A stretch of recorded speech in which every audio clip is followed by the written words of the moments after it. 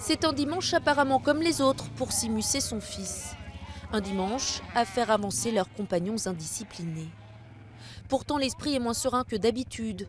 Depuis l'annonce du Brexit, ces éleveurs s'inquiètent pour l'avenir. C'est un désastre pour les agriculteurs en général, mais particulièrement pour nous, les éleveurs. Nous ne dépendons pas seulement des Français qui achètent nos moutons, nous dépendons aussi des subventions de l'Union européenne. 50% de leurs revenus proviennent des aides de Bruxelles. S'ils les perdent, ils ne pourront pas conserver les 500 moutons et vaches qu'ils élèvent. D'autant plus inconcevable pour John, 25 ans, qui s'investit dans ce travail depuis des années. J'adore ce travail, je suis né dedans.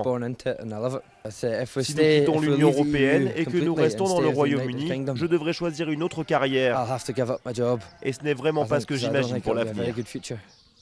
Pour eux comme pour le propriétaire de leur ferme, il n'y a désormais qu'un espoir, un nouveau référendum et l'indépendance de l'Écosse. Le ministère de l'Agriculture britannique leur a promis des aides, mais ces éleveurs n'y croient pas. Il y a tellement de paramètres à prendre en compte que le gouvernement britannique ne peut pas établir un budget dès maintenant. Il est difficile de dire si des aides pourront être attribuées aux agriculteurs et dans quelle proportion. L'argent que le Royaume-Uni va récupérer en quittant l'Union européenne ira probablement en priorité à la santé ou à l'éducation. On ne sait pas ce qu'on nous réserve.